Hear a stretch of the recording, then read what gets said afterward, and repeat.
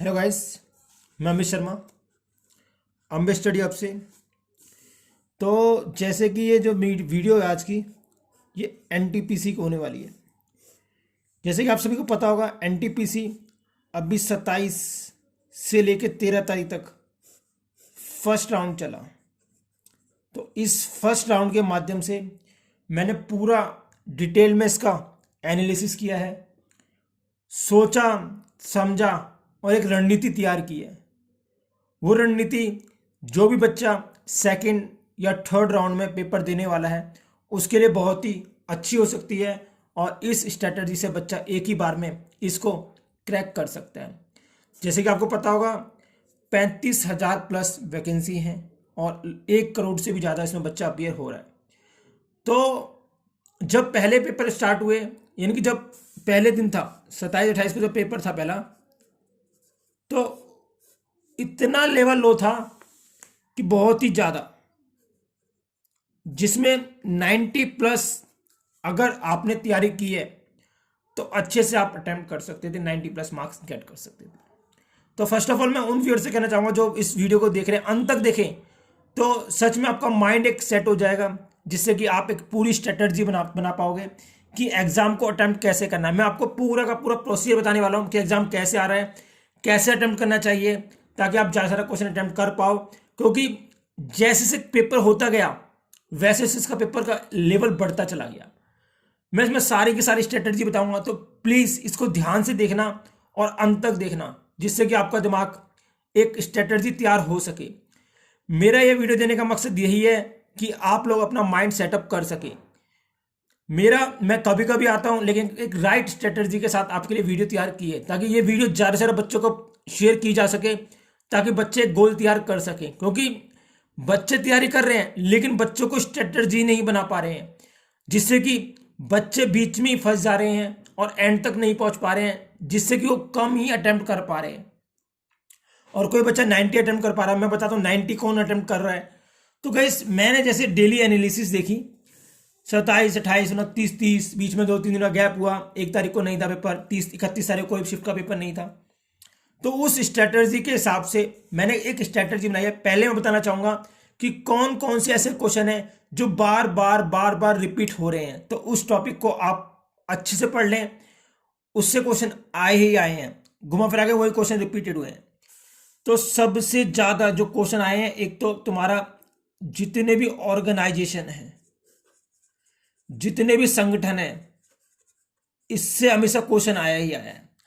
हर एक शिफ्ट में क्वेश्चन आया है। मैक्सिमम ज्यादा जो पूछा गया है वो WHO और यूनिसेफ। सबसे पहले दिन ये आया था, यूनिसेफ का हेडक्वार्टर कहां पर है, यूनेस्को, UNO, ILO से भी आ चुका क्वेश्चन, ILO से भी आ चुका क्वेश्चन। इसके बाद ILO के बाद UNO और एक और बॉडी ICJ।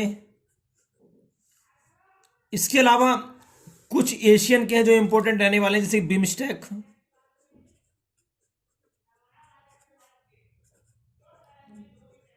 सार्क। इसके अलावा G20 से भी आया था कि G20 2019 में किस देश में अध्यक्षता हुई थी। G7 का भी आ चुका है। तो मोटा मोटा मैं आपको आइडिया दे रहा हूं, आपको ये टॉपिक तो छोड़ने ही नहीं है, जिससे क्वेश्चन आएगा ही आएगा। तो ये स्ट्रेटजी बिल्कुल सटीक स्ट्रेटजी है, पूरे 14 दिन का अनुमान है गाइस। तो आप इसको अंत तक देखना वीडियो को, जिससे आपका दिमाग यानी राइट स्ट्रेटजी तैयार हो जाएगी। आपको कैसे पढ़ना है, क्या पढ़ना है, कैसे कैसे अटेम्प्ट करना है, जैसे क्वेश्चन अटेम्प्ट कर सको। तो मैं पूरी स्ट्रेटजी बता रहा हूँ, बिल्कुल अंत तक बने रहना आपको। ये मेरा बहुत एक अच्छा एक्सपीरियंस रहने वाला है। इस वीडियो का ज़्यादा से ज़्यादा बच्चे बहुत पॉजिटिव बेनिफिट उठा पाएंगे अगर उस स्ट्रेटजी चल दिए। तो डेफिनेटली बता रहा हूँ, आप 10 प्लस, अपने नॉर्मल नंबर में 10 प्लस तो इजीली कर जाएंगे। ये जीके के लिए स्ट्रेटजी बता रहा हूँ। तो ये तो आपके टॉपिक इंपॉर्टेंट रहने वाले हैं, इससे क्वेश्चन आएगा ही आएगा यहाँ से। इसके अलावा स्टैच्यू ऑफ यूनिटी, को जरूर पढ़ लेना आप अच्छे से। इससे ज्यादातर शिफ्ट में क्वेश्चन आया। लास्ट शिफ्ट में 13 तारीख वाले में तो सिर्फ यही आ गया था, स्टैच्यू ऑफ यूनिटी किस राज्य में है। तो किसी शिफ्ट में ये भी आया किस नदी पर है, ये भी आ चुका है। इसकी सेंटीमीटर, क्योंकि आपको पता है ये हाईलाइटेड क्यों है, ये करंट अफेयर की वजह से हाईलाइटेड हुआ पड़ा है, क्योंकि SCO जो समिट हुआ, संघाई कॉर्पोरेशन ऑर्गेनाइजेशन जो संगठन अभी हुआ था, तो इसमें इसको मोदी जी के द्वारा 8वां स्टैच्यू घोषित कर दिया गया था, यानी कि 8वां अजूबा घोषित कर दिया गया, इसलिए बहुत इंपॉर्टेंट हो सकता है। इसके अलावा और क्या ध्यान रखना जो आपके पेपर में आ रहा है बार बार, स्टैच्यू ऑफ यूनिटी हो गया। इसके अलावा टेम्पल बिल्कुल मत छोड़ना, टेम्पल और डांस और पेंटिंग, यहां से बहुत क्वेश्चन आए हैं। इसके अलावा जितने भी हमारे हेडक्वार्टर्स हैं, किसके, जितने भी हेडक्वार्टर हैं इसरो के या Vikram Sarabhai space centre, Vikram Sarabhai space centre, ये तो लास्ट वाले शिफ्ट में आया हुआ है। इसरो का भी आ चुका। DRDO के चेयरमैन पूछे जा चुके हैं। DRDO को कौन है इस टाइम, क्योंकि इनके कार्यकाल भी बढ़ाए गए हैं, इसका 1 साल का बढ़ाया गया, ऐसे 2 साल का बढ़ाया गया। इसके अलावा 2018, 2019, 2020 में जितनी भी बड़ी बड़ी हस्तियों को, जैसे कि हमारे प्रतिभा पाटिल को किस देश के द्वारा सबसे बड़ा सर्वोच्च पुरस्कार दिया गया, रामनाथ कोविंद जी को किसके द्वारा दिया गया, किस देश के द्वारा दिया गया। इसके अलावा मोदी जी, क्योंकि कंफ्यूजन यही कर देगा, वो 12 तारीख वाली शिफ्ट में प्रतिभा पाटिल का आया था, 11 तारीख वाली में रामनाथ कोविंद का, मोदी जी का 13 तारीख वाली शिफ्ट में कि किस देश के द्वारा मोदी जी को यह सर्वोच्च पुरस्कार से सम्मानित किया गया। तो ये बहुत हाईलाइटेड रहने वाला है। इसके अलावा जो इसके अलावा क्या पढ़ना आपको, एशियन गेम्स जो 2018 में हुई थी, इसमें भारत का झंडा किसने होस्ट करा था एंडिंग और ओपनिंग सेरेमनी में। ये क्वेश्चन अभी 2000, ये अभी लास्ट वाली शिफ्ट में 13 तारीख वाली में आ चुका है। भारत ने कितने गोल्ड मेडल जीते, भारत की रैंक क्या रही। इसके अलावा कॉमनवेल्थ गेम में किसने भारत का झंडा फहराया था, भारत को कौन सी रैंक रही। इसके अलावा जो हमारा कॉमनवेल्थ गेम कहां पर होगा, ये अभी कॉमनवेल्थ गेम कहां पे होगा, अभी होने वाला जो कॉमनवेल्थ गेम 2022 का 2018 में हुआ था लास्ट टाइम। इसके अलावा जो 2021 में अभी हाल ही में कौन सा गेम्स होने वाला है, 2021 में क्रिकेट वर्ल्ड कप कहां पे होगा। इसके अलावा महिला, क्योंकि गेम से क्वेश्चन आने ही आने हैं। लास्ट वाले जो 2013 वाली शिफ्ट थी, इसमें यही पूछ लिया कि भारत वर्ल्ड कप में कितनी बार एंटर हो चुका है। तो गाइस भारत वर्ल्ड कप में 3 बार एंटर हो चुका है। देखो 3 बार तो भारत फाइनल में एंटर हो चुका है, 2 बार भारत जीत चुका है फाइनल। सबसे पहला कब जीता था, 1983 में, जब हमारे कपिल देव कैप्टन थे, और अभी 2011 में दूसरा जीता था, और एक बार 2005 में सौरव गांगुली कप्तानी में एंटर कर चुका भारत। तो 3 बार भारत फाइनल में चला गया है, और 7 टाइम भारत सेमीफाइनल में एंटर कर चुका है। तो ये बहुत इंपॉर्टेंट हो सकता है हमारे लिए, जिससे कि आपको बहुत फायदा मिल सकता है इस चीज का भी आपको, क्योंकि गेम से क्वेश्चन आने ही आना है, 2 से 3 क्वेश्चन आने ही आने हैं। तो मोटे मोटा आपको टॉपिक क्या पढ़ना है, 2018 में जो भी एशियन गेम्स हुई है, कॉमनवेल्थ गेम्स हुई है, और 2016 में ओलंपिक हुआ था, उसमें भारत की 67 रैंक थी, क्योंकि भारत में 2 ही गोल्ड मेडल आए, 2 ही मेडल आए थे सिर्फ। एक तो साक्षी मलिक के द्वारा और दूसरा PV सिंधु के द्वारा। इन्होंने सिल्वर जीता था, और इन्होंने इसमें इन्होंने ब्रॉन्ज जीता था। ये भारत की पहलवान है और ये भारत की बैडमिंटन खिलाड़ी हैं। तो 2 ही मेडल आए थे, इसलिए इंपॉर्टेंट हो सकता है। यहाँ पे भारत का झंडा किसने दिखाया था, तुम्हारा अभिनव बिंद्रा ने। भारत ओलंपिक में अभी तक कितने मेडल जीत चुका है, भारत अभी तक ओलंपिक में गाइस 9 मेडल जीत चुका है, गोल्ड मेडल, 9 गोल्ड मेडल, जिसमें से 8 सिर्फ भारत की कौन सी हॉकी की टीम ने जीते हैं, और एक इंडिविजुअल ने जीता है जिसका नाम है अभिनव बिंद्रा, जिन्होंने चाइना में जब हुए थे 2006 में तब जीता था। तो इम्पोर्टेंट हो सकता है। इसीलिए इस बार के जो हमारे फ्लैग होस्टर थे वो भी अभिनव बिंद्रा थे, तो यहाँ से इम्पोर्टेंट हो सकता है।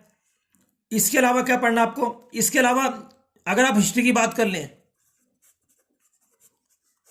तो दो टॉपिक बहुत ज़्यादा फेमस रहे हैं। एक तो तुम्हारा इंडियन नेशनल कांग्रेस, ऐसी कोई शिफ्ट नहीं है जिसमें से क्वेश्चन ना आया हो। हर शिफ्ट में क्वेश्चन आया हुआ, हर शिफ्ट में कोई ना कोई अधिवेशन पूछ लिया। सबसे ज़्यादा जो हाईलाइटेड अधिवेशन था वो 1929, बहुत ज़्यादा बार 13 शिफ्ट में, तो जो 13 तारीख को जो हुआ था उसे पहली शिफ्ट में भी आया, दूसरी शिफ्ट में भी आया, 11 तारीख वाले में आया हुआ क्वेश्चन है। 1931 बहुत बार पूछा गया है।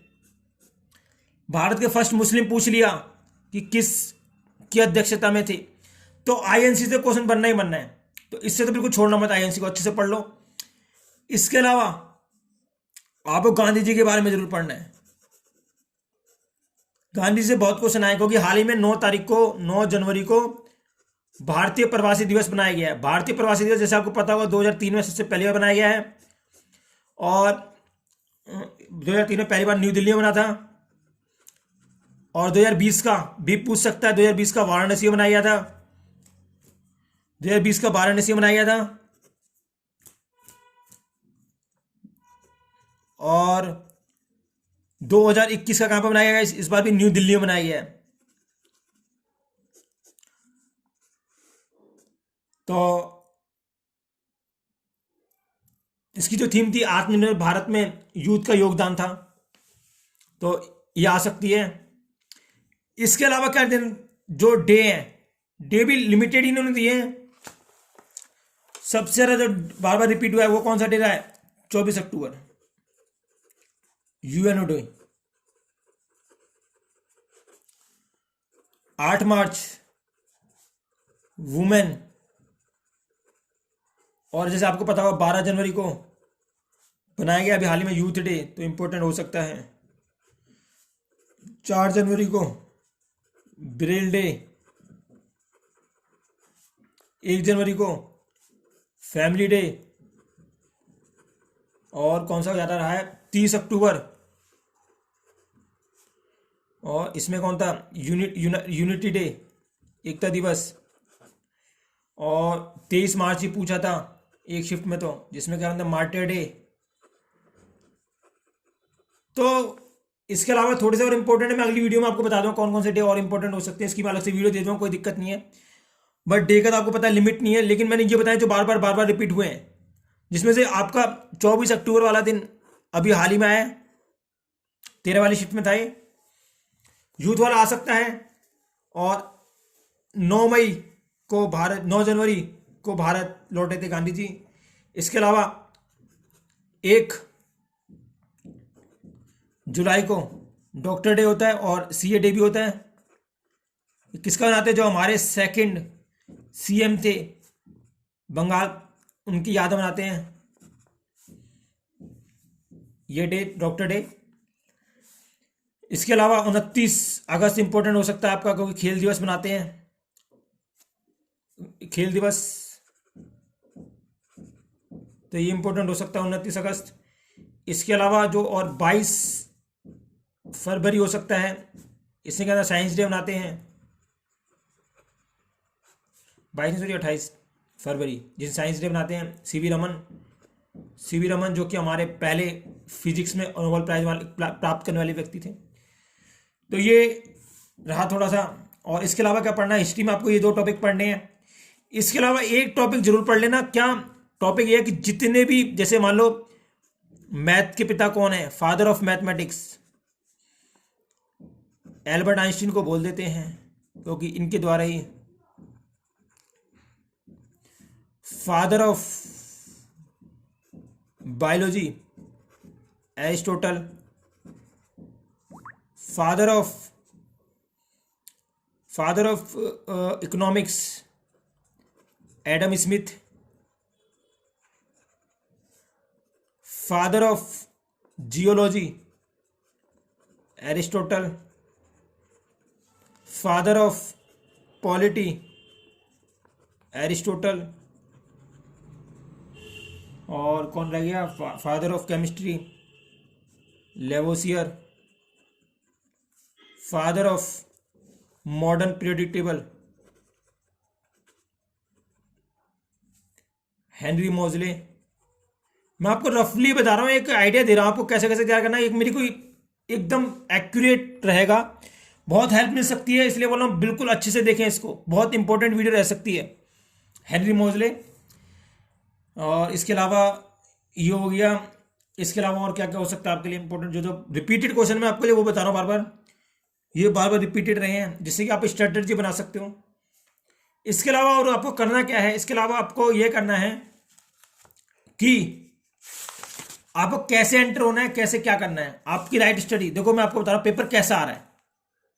पेपर बेसिकली 100 मार्क्स का आएगा, जैसे आपको पता होगा। 100 3 भागों में होगा। इसमें होगा तुम्हारी मैथ, रीजनिंग और जीके। इसका वेटेज 30 है, इसका वेटेज 30 है, इसका वेटेज 40 है। जीके में साइंस भी इसमें फिक्स है, साइंस अलग से नहीं है। तो आपको करना क्या है, कैसे मैं आपको बता रहा हूं। पेपर आएगा, पेपर पहले तो मिक्स आएगा, कोई इंडिविजुअल सेक्शन नहीं होगा आपका कि मैथ का सेक्शन अलग है, जीके का सेक्शन अलग है और रीजनिंग का सेक्शन अलग है, ऐसा कुछ भी नहीं होने वाला। आपका जो सेक्शन, तीनों सेक्शन मर जाएंगे। कोई सा भी क्वेश्चन पहले आता है, कोई सा भी क्वेश्चन बाद में आता है, इसमें कोई वो नहीं है। और आपको अटेम्प्ट कैसे करना है, ताकि सबसे पहला टारगेट आपको अटेम्प्ट करने का तरीका बताता हूं कैसे अटेम्प्ट करना, ताकि आप जैसे क्वेश्चन अटेम्प्ट कर पाओ। सबसे बढ़िया अटेम्प्ट करने का तरीका ये है कि आप जैसे क्वेश्चन पहला अटेम्प्ट करने जा रहे हो, तो पहला क्वेश्चन मैथ का भी होता है, रीजनिंग का भी होता है, जीके भी होता है। आपकी किस्मत है, आपका लक है। सबसे पहले आपको जो भी क्वेश्चन मिले तो आपको देखना है, अगर आपको लगता है कि टॉपिक आपका अच्छा है तो आपको उसमें प्रेशर रखना है, आपको अटेम्प्ट करना है। मान लो आपका पहला क्वेश्चन मैथ का आ गया, जिस टॉपिक से आया, मान लो आपका मेंसुरेशन का आ गया पहला क्वेश्चन, अगर मेंसुरेशन में आपकी पकड़ अच्छी है तो उसको अटेम्प्ट करना। अगर आपकी पकड़ अच्छी नहीं है तो आप उसको तुरंत स्किप कर देना, टाइम वेस्ट मत करना बिल्कुल भी, क्योंकि क्वेश्चन बाद में हो सकता है। एक के चक्कर में 4 नहीं बेकार करने हैं हमें। दूसरे पे गए, दूसरा आपने रीजनिंग का तो देखा आपने, इसको हम ये टॉपिक अच्छा है तो करा, नहीं तो स्किप कर दिया। तीसरा देखा जीके का, तुरंत रीड कर, तुरंत अगर आता है तो आंसर लगाओगे, नहीं तो स्किप कर दोगे तुरंत।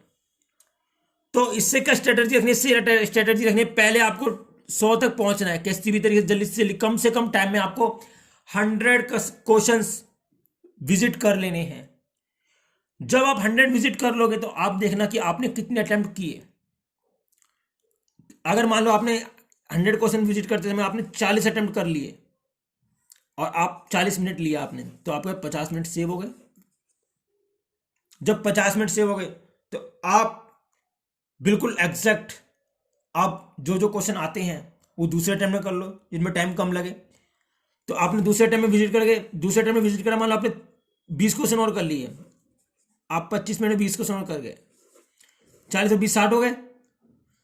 25 मिनट आपके पास बचे हुए हैं।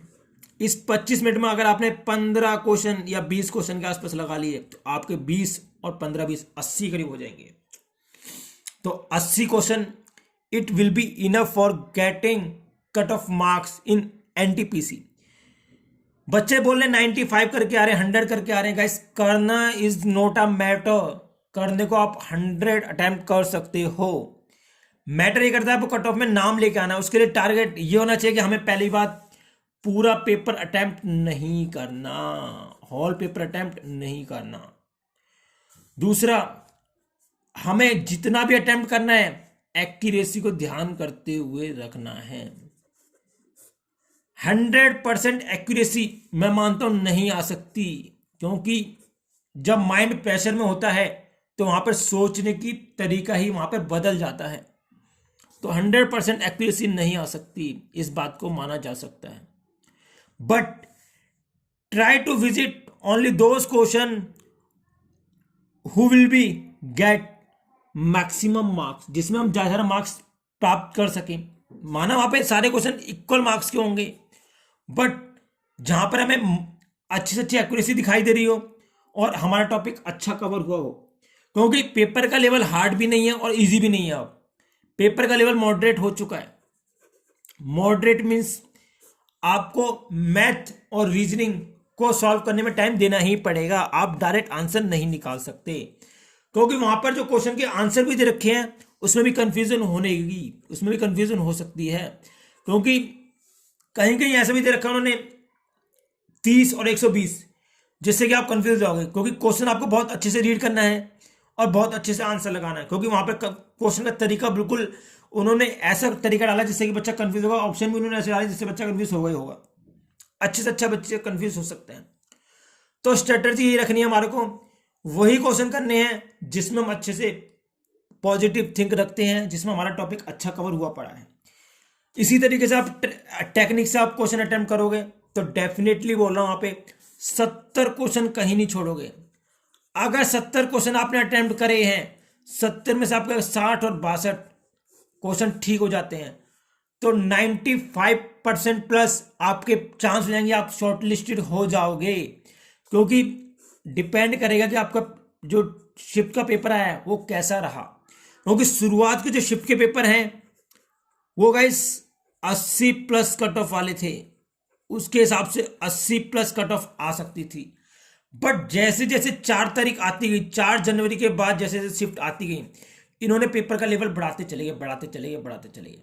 जैसे 13 तारीख आई, 13 जनवरी आई, तो 13 जनवरी को उन्होंने मैथ, जो 13 तारीख की फर्स्ट शिफ्ट थी और सेकंड शिफ्ट थी, सेकंड शिफ्ट में तो मैथ आसान थी, ज्यादा नहीं थी, लेकिन जो फर्स्ट शिफ्ट थी उसमें मैथ और रीजनिंग का लेवल उन्होंने अच्छा खासा कर रखा था, जिसमें से हर क्वेश्चन को सॉल्व करना पड़ रहा था।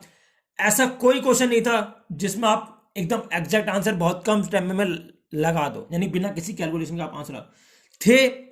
2-4 क्वेश्चन जो आप कर सकते, लेकिन 30 में से 2-4 से काम नहीं चलने वाला, तो एक्यूरेसी को बहुत ध्यान रखना पड़ेगा, जल्दबाजी नहीं करनी है, बहुत सोच समझ के करना पड़ेगा।